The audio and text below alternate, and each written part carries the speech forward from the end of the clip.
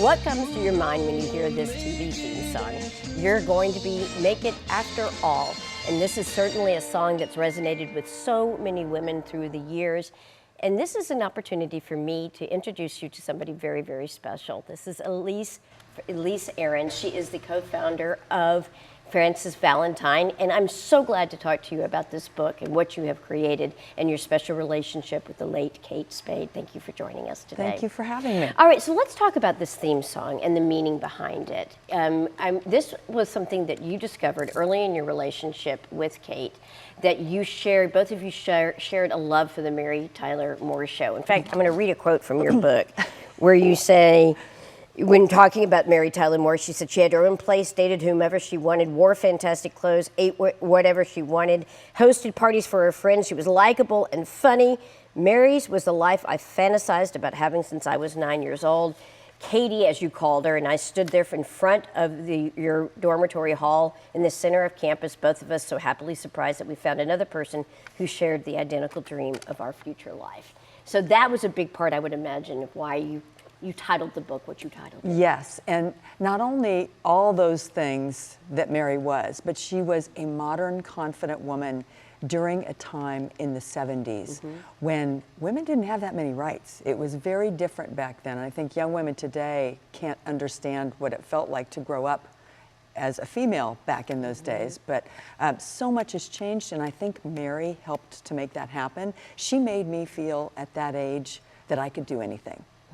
And she was in journalism, and therefore Katie and I both majored in journalism. That was your path. Both of you were following a path towards journalism, took you to two different universities, ending up at Arizona, and then ultimately to New York City. Back in June of 2018, it was a tragic day. Unfortunately, Kate Spade died by suicide. Can you tell me about what motivated you or inspired you to ultimately write this book? Well, it's been 7 years since we lost Katie, and over that time, so many people have asked me about her life and how she left us, and I really wanted to focus on how she lived and not how she left us, because there is no why, and people who have lost someone in that tragic way understand that there is no why. And so I wanted to focus on who she was while she was living and the joy she brought to so many women with our designs from two different companies, both Kate Spade and Valentine, and for people to get to know who she really was. And I think that's so good, because that's just really the story itself as it was unfolding while I was reading it. It really was kind of like a love story between two very good friends. In fact, she really credits you for being so pivotal in her life.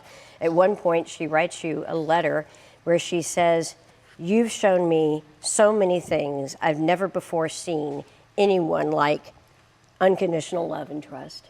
That was a very special letter. You're going to make me cry if you read that. It was a beautiful letter to receive. And I didn't save many personal letters. And somehow I found that one when I was researching some of my stories for the book through all my personal things. And I found that letter, and I was so glad I kept it. I'm so glad that you kept it too, and that you were able to include it in your book and share these amazing words with these readers. It also does give us a wonderful insight into Katie and what she was like, and the lives of the people that she touched, which were so many. And also, it influenced her design, her bag, which, by the way, my birthday was 2 days ago, and my husband gave me a Kate Spade backpack. So that was very exciting for me. But what do you think it is about her design and her aesthetic that really resonated so well with so many women? You know, I think both at Kate Spade and now at Valentine, she gave women permission to dress in their own style and gave them confidence in dressing the way they wanted to dress. And we do the same, we still do the same as when we started Valentine. Your dress, for instance, is one of those dresses. I am actually wearing one of your dresses today. Right, but it makes you happy to have it does. on. And you get so many compliments while you're wearing it. And it's just that, it's that feeling you get when you've got something on that's really special. And we ought to feel that way every single day.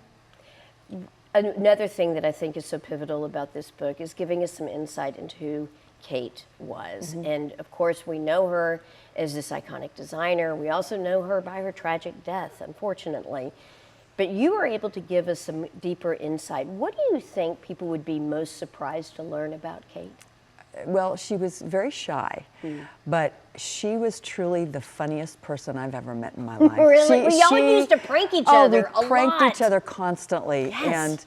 And we had so much fun doing it. We did it to our poor staff at Kate Spade all the time, too. And I still do it at Frances Valentine. But we had so much fun with that over the years. And I finally found my match in someone who was willing to go the full mile to play a practical joke. Right, and she certainly did, and she did it in spades, no pun intended at all. Going back to her designs too, I think one of the things that is interesting is that she discovered a marketplace. And another quote, you said, no one was doing well-constructed, chic, aspirational bags aimed at women who were just starting out in life. Katie had created a whole new category that could be huge, and your hopes were high. And people also talk about their first Kate Spade. Yeah. It's a real milestone in a lot of people's lives. Exactly. And that I know must have meant so much to her, but also was part of the reasons for its extraordinary success. Yes. Yes, indeed. We would hear those stories. I still hear them today when I'm on a fashion show or a trunk show for Frances Valentine. People walk up and talk about their first bag that they bought that was ours. And I love hearing those stories.